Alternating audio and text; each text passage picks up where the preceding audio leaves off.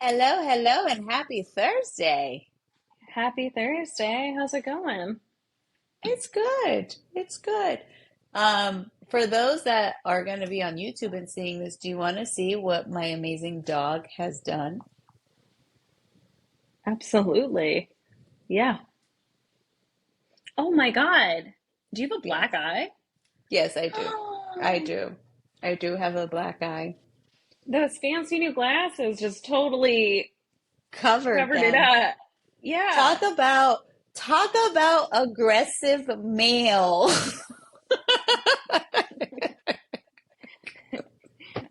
Uh-oh, Minkus. Talk about an aggressive male wanting to get what he wants, which is to go outside and play with his female best friend. And he decides to, after doing many, many other attempts, he decides to put his paw on my eye and scratches it. Oh my God. I Well, know. Minkus, that's not cool. It's not cool, but I do have to say, I enabled it. Like, I And didn't enable sometimes we do. it. It's something we do. But there are many times that he's used his paw to communicate things, and I've allowed it. Mm-hmm.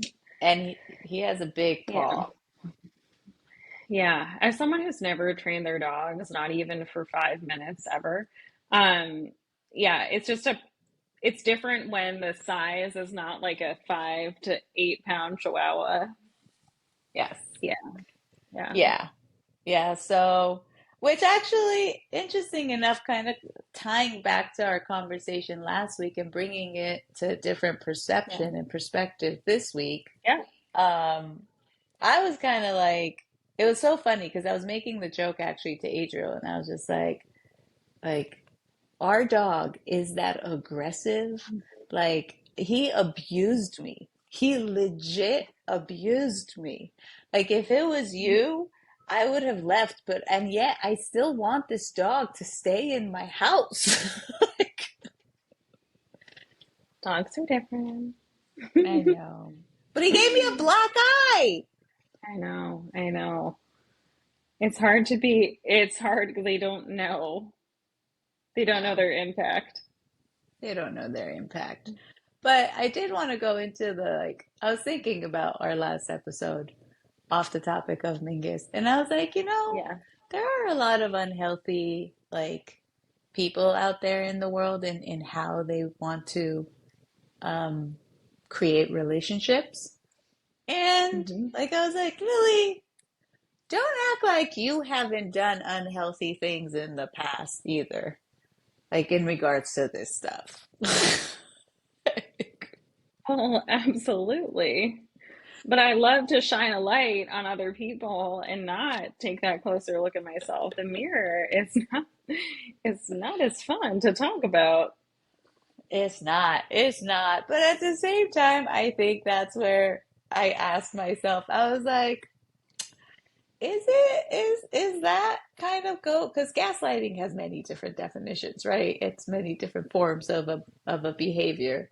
Is that kind of us gaslighting? Like, Fuck.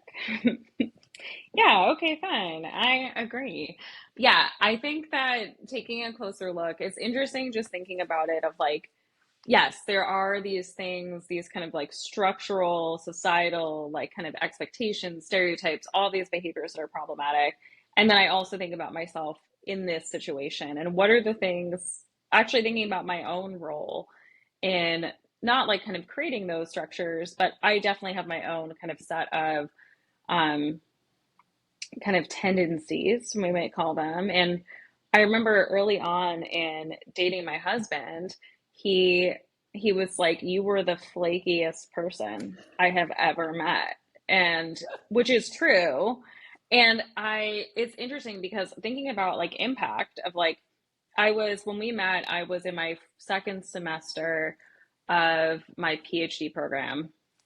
I was really stressed, overwhelmed. I had my reasons for being flaky. yeah, I think that like really a turning point in a relationship was I had canceled a date the day of because I had pulled an all-nighter, and I had, to be honest, not gotten out of bed. I was like barely functioning. I pulled an all-nighter to write this paper. It was horrible. Canceled the date, and Charles had like a very normative response and was like, "Hey, I frankly I'm disappointed." And I immediately would like kind of course corrected and was like, "Oh, I'm going to lose this person if I continue to act like this." And I was like, "Okay, we can go on a date tonight, and I promise that I'll be like way more fun on Friday." Whatever. I was like, I like really kind of course corrected in that moment, but initially going into it, I had like kind of all I saw was I'm tired, I haven't slept, I feel like crap, and I really wasn't thinking about anybody else. And so when we think about like kind of our own role and like the different kind of things that show up for us, like yeah, avoidance was my go-to mechanism and probably impacted people more than I care to admit. Yeah. Yeah, and I think I'm glad you share that because with me, with Adriel, like it was something different. It was my fear of commitment. And in Yeah. all honesty, like that showed up in so many different ways and Mm-hmm. forms, right? Like Yeah. there was once and I could see it in all my other relationships, and in each relationship I was like, well, to be Yeah. fair, like I look back at some of my relationships and I kind of deep down knew they weren't necessarily the best fit for Mm-hmm. me, but I would still see these behaviors that I didn't like Yeah. within myself, which was like even like me being in an emotional state and like having a reaction. Let's say like Mm-hmm. something difficult happened in my life and I wanted to talk to the person that I was with. And this happened with Adriel. Something difficult happened. I called him, he wasn't available. And I went into like, you're not there for me. Like, what's the point? And in Yeah. my mind, I was with Adriel specifically. I remember I was driving in the car and I was like going through these thoughts and I was like, Lily, like, no, no, no, no, no, no, no, Yeah. no. He's busy. It doesn't mean that he doesn't like you. It doesn't mean that he doesn't want to be there for you. It doesn't, and do not send that text saying X, Y, and Mm-hmm. Z. Do not just stop, take a step. And even there were a lot of times when the slightest thing would go like not the way I imagined it would, or it would be very Yeah. difficult. And I just wanted to be like, all right, we're not meant to be. Like we're not meant for each other. I'm gonna walk away now. And I had Yeah. to, with Adriel, it really took a lot of mindfulness and awareness. And I was very well aware of my patterns, Mm-hmm. which I think that's where therapy really helped me Yeah. and my past relationships and all the Mm-hmm. things that didn't work out. But therapy really helped me start noticing the patterns and the reasons why I did them, Yeah. Yeah. instead of understanding. And it didn't necessarily tie to my childhood, interesting enough. For me, it actually tied to my first relationship that I Mm-hmm. had. And so it really, and that's the thing, I think there is a pattern. And I will say, like, I was actually listening to our episode because we have to listen to it to make sure it's good before we like send it out. And you know that portion where we were talking about like who would want to be called a bitch?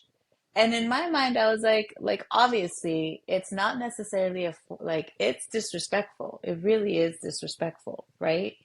And there was a time when I was much younger and I was an athlete and I would play basketball and I would be like, because like within our girls and our friends and we would be like, bitch, please, Yeah. what the fuck are you talking about? Like, bitch, what are you saying? And I still, with my female friends, have that.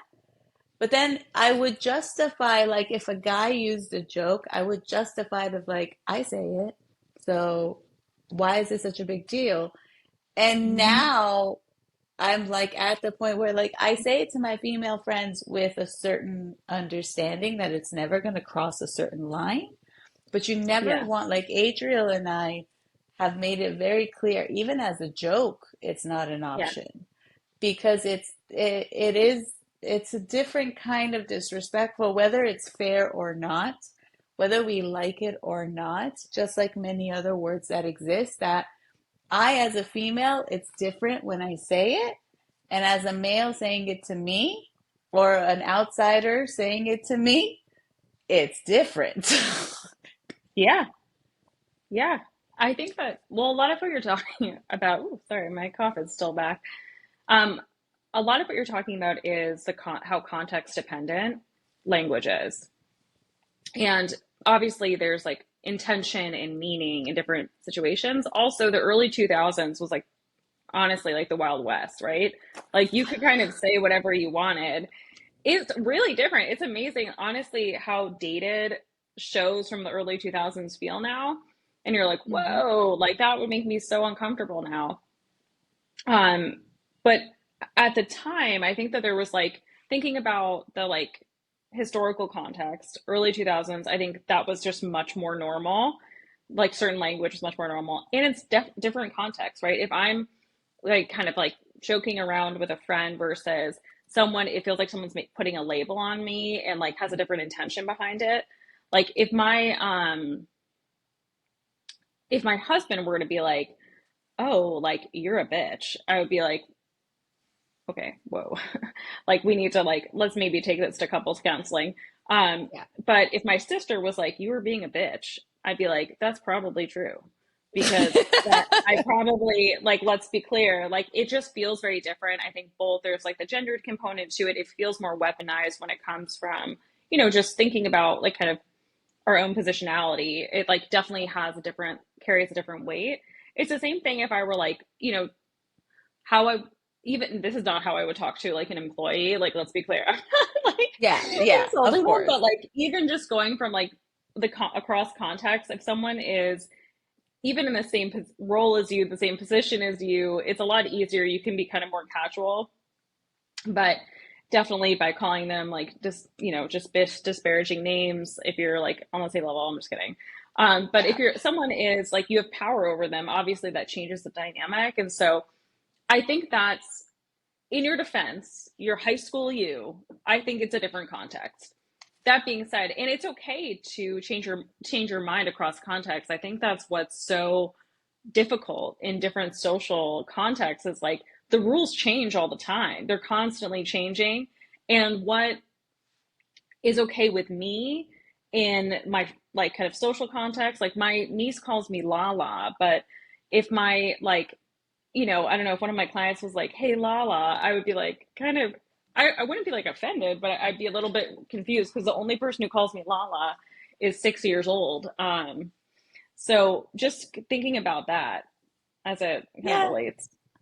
And I think this is the thing, like as you get older, like our biggest the one way we learn in life is our experiences, right? And Yeah. each experience has its lessons because like each experience shows you the outcome of Yes. what you like, what you've allowed, what you haven't allowed, what you set boundaries Yeah. on, like, right? So and definitely high school and also going into like my 20s, it was, I think there was a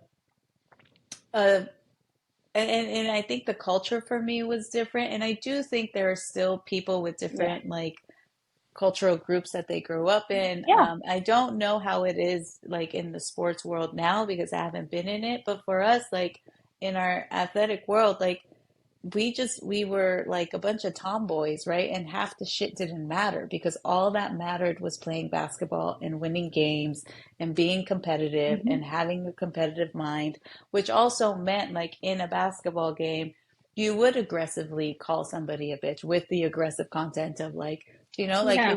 it doesn't make it okay. And I think that's the one thing that I can truly say I appreciate and has changed in today's, especially women's basketball for sure. I think men's Yeah. basketball, they're a lot more like okay with sliding things off after the game and it's a little different. But with Yeah. women's basketball, they don't cross the line of disrespecting women anymore. Um, Hmm. and I think as I'm getting older, I'm starting to realize like in the relationship that is a partnership between me and my husband or me and my partner, it doesn't have to be like Yeah. whatever partnership it is, that line of respect is actually the thing that really helps the relationship stay as healthy as possible. Yeah. And you have to be rigid with that line.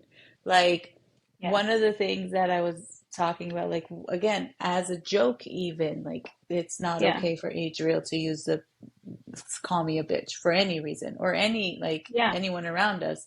And the reason being is once you get comfortable with using the word, you use the word in all contexts.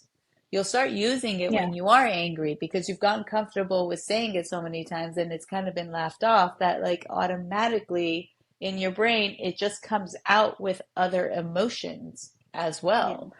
Which if it comes out with anger, that's a line, that's a hurt that you can't necessarily come back from, and it changes the direction of your relationship. So it really, and again, I've experienced these. I've allowed certain things, I've allowed boundaries to be Yeah. crossed where I've seen how it led to the way they ended up treating me, which then ended up the reason of the breakup. Yeah. And that's the piece where you have to be very specific of like what is allowed, and you have to be mindful of how you communicate, no matter how long you've been together, no Yeah. matter how long you've been married, no matter if you have children. Like one of the other things to go on a tad bit tangent, one of our friends was actually talking to us and they were like, yeah, like in our mind, like for me, like as the mom, my child always comes first. And of course I'm not a mom, so I can't really speak to that. But I was like, if I end up in that situation, I do want to Yeah. intentionally make sure Adriel still comes first. Yeah. And that is something, and I had a pushback to that of like, Mm. well, what kind of like mother are you? And Yeah. I was like, at the end of the day, my children are going to grow up and they're going to grow old and they're going to move on with their lives and move on with whatever partner or not partner or whatever they want to do, but they're going to get out of my house and they're going to move on. And I'm left with my best friend. And if I ignored him during the how many years that I was a mother, I don't know how that relationship's going to be at the end of that. Um, and I think those are the lessons, and I'm still learning so much in my marriage, but Yeah. I really did learn those lines of respect and me having a boundary of what that looks like for me.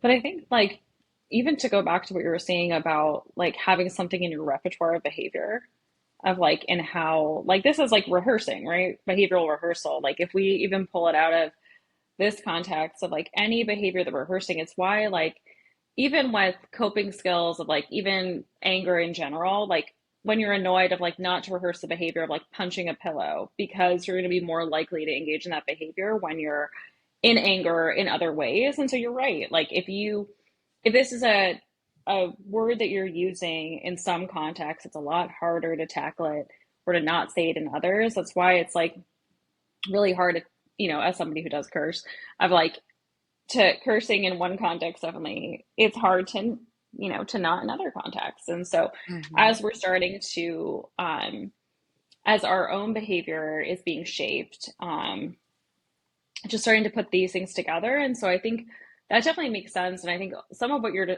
kind of hitting on is like just being aware of the behaviors that we're engaging in across the board and like how that's going to impact kind of other aspects of our lives, even things that we don't realize of like if I'm more likely to if I hang up in anger the phone if I hang up in anger on the phone with like one person, I'm gonna like kind of my body's gonna be like, oh, I did that thing when I was angry, like I'm gonna do it again, right? These like kind of impulses that we have. The first time that we do something, we're just more likely to do it again. Like the best kind of predictor of future behavior is past behavior. So I think that's a lot of what you're hitting on. Yeah, and I And as will a say, even, sorry, go yeah. ahead. Oh no, no, no. I think go ahead. I was gonna shift us. I was gonna say, as you're talking about like when you hang up on someone when you're angry, like I like, dude. Do you know how many times I've been on the phone with Adriel? I'm like in my mind, I'm like, I just want to hang up right now. I just want, and I'm like, I want to get off the phone. Yeah, you're Like yeah, you have to control that, like, because that's an aggressive behavior, whether yeah, like, and yes, and this is the thing, a lot of things we justify, a lot of, and yeah, especially in like early parts of the relationship, and men and women, like all now, like all genders, all people, there are certain things if someone's first text message to you is a dick pic and you respond to that, which people do, and you respond to that dick pic, yeah, then yes, it's fun and games and it's funny, like especially like all the girls are sitting down and they're like, "I respond this," like that stuff happens, and yes, that's yeah, fun and games, but know that you are allowing a certain type of behavior towards you with that engagement of conversation with that.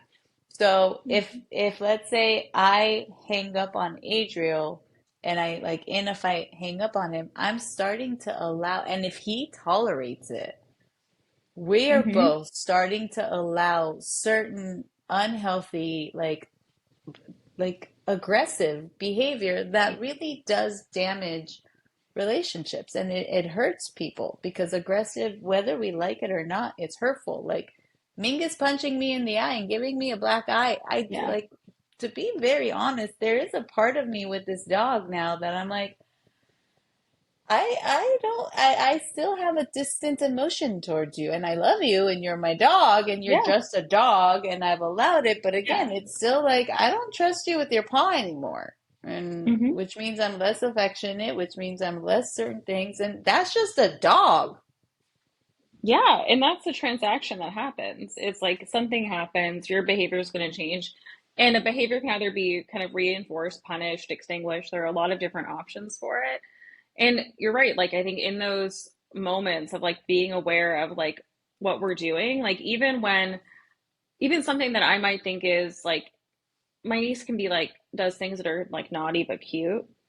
And her like one of the things when she was like tiny, she used to like, we used to play human napkin where she would like wipe her hands on me, which is like not really a fun game to be honest.